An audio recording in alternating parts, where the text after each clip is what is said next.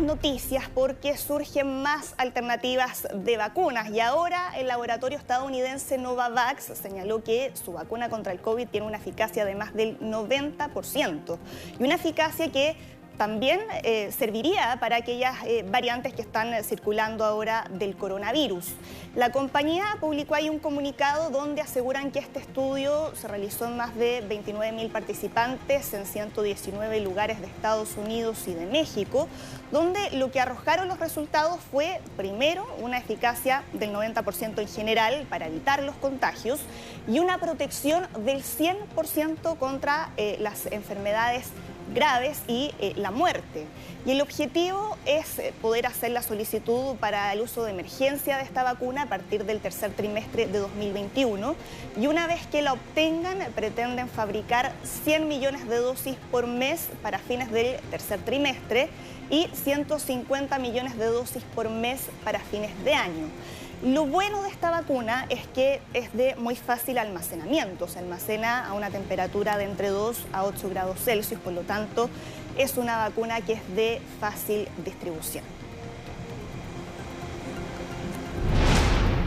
Y nos trasladamos ahora hasta Israel porque comenzaron la semana con un nuevo gobierno y eso significa que se pone fin a 12 años de mandato del primer ministro Benjamín Netanyahu, el primer ministro que estuvo más tiempo en el poder en ese país. Es un nuevo gobierno que está formado por la coalición más diversa de la historia de Israel, una coalición que va desde la ultraderecha a la izquierda y que en un hecho inédito también se incorporó ahí a un partido árabe. ¿Quién va a ser el primer ministro? Naftali Bennett, que es de un perfil ultraderechista, algunos lo describen incluso más a la derecha que el propio Netanyahu, él pertenece al Partido Conservador Yamina, y va a ser quien va a liderar esta coalición en los primeros 2 años. Después se van a ir rotando con Yair Lapid, que él tiene un perfil más centrista y fue uno de los actores que permitió la articulación de esta coalición que permitió formar gobierno después de varios meses de estancamiento.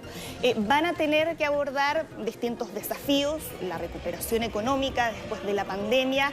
los asentamientos en los territorios palestinos ocupados en un momento de tensión entre Israel y Palestina después de los últimos enfrentamientos que hubo entre el ejército israelí y Hamas, pero la gran duda es cuánto tiempo pueda perdurar una coalición con este perfil, ¿no? Sí, sin duda, Sole, y además también llama mucho la atención que se acaba la era de Benjamín Netanyahu. Tú decías 12 años, es bastante tiempo, bastantes coaliciones han pasado también por esta administración y además se le estaba haciendo ya bien imposible, podríamos decir, mantener el cargo también a Benjamín Netanyahu, considerando que tiene 13 casos abiertos por corrupción y ya estaba siendo muy criticado a nivel interno y dentro de su propio partido. Por lo tanto, esta gobernabilidad por parte de Netanyahu ya se estaba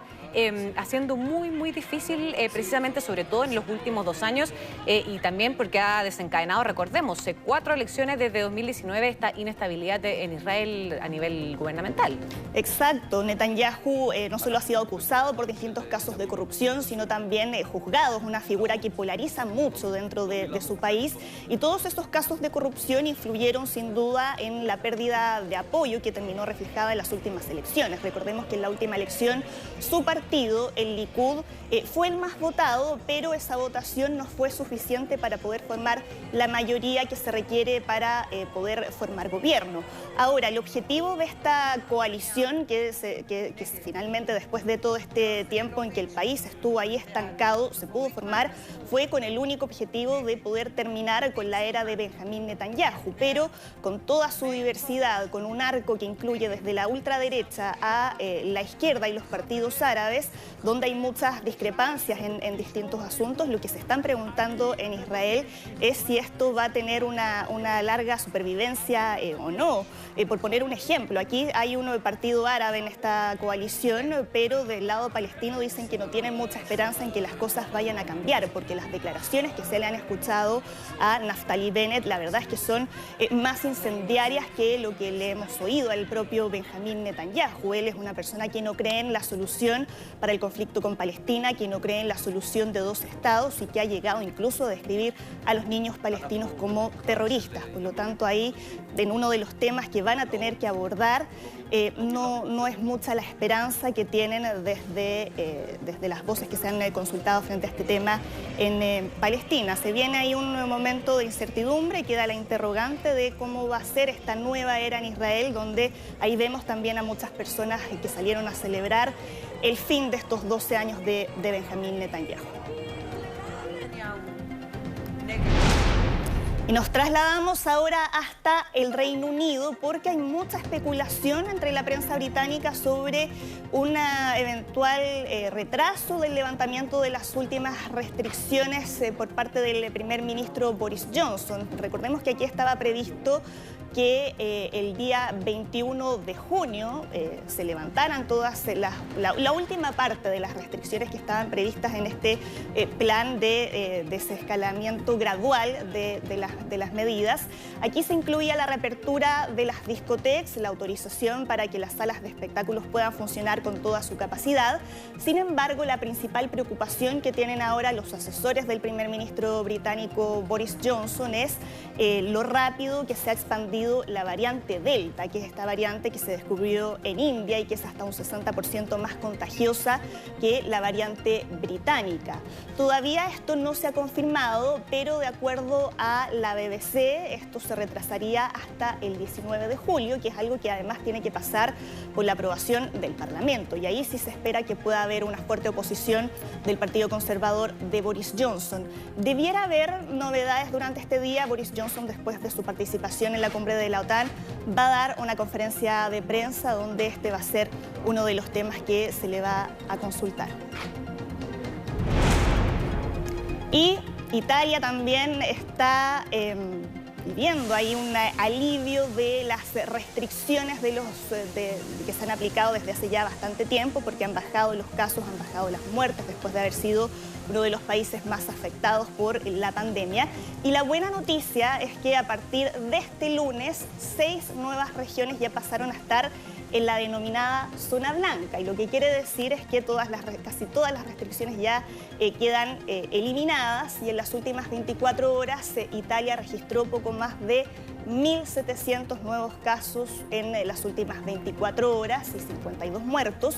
Estar en zona blanca lo que significa es que, por ejemplo, ya no va a haber más toque de queda, que los bares y los restaurantes ya pueden empezar a funcionar sin límite de hora, como había antes. Las discotecas también pueden funcionar después de haber estado 15 meses cerradas. Sin embargo, todavía no se va a poder bailar en su interior, solo se va a poder compartir y consumir además alimentos, y va a seguir vigente obviamente el uso obligatorio de la mascarilla, tanto en los espacios cerrados como al aire libre, y esto no significa dejar de lado las medidas más elementales que siguen vigentes todavía en todo el mundo, como son mantener la distancia física, Florencia. Claro, Sole. Ahora igual llama la atención porque se están tomando estas medidas ya de reapertura, de relajación de restricciones, pero por ejemplo estaba viendo cifras Italia respecto al plan de vacunación, de inoculación.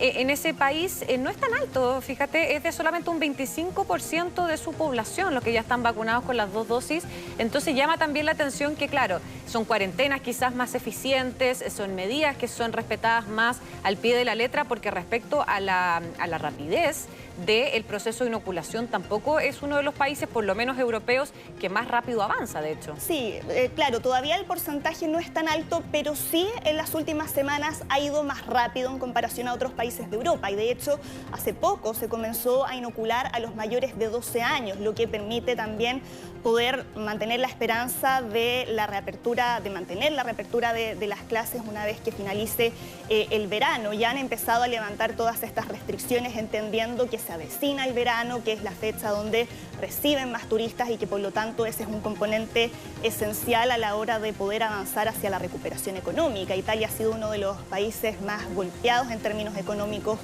por la pandemia, pero sí en cuanto a la vacunación han avanzado ahora más rápidamente. Europa ha avanzado un poco más lento en comparación a otras partes del mundo, pero es una buena noticia que ven ahí con esperanza de de cara al futuro, sobre todo si comparamos con otros países como el mismo Reino Unido que comentábamos recién, donde todavía las cifras de contagios son muy altas, más de 7.000 en ese caso, bordeando los 1.000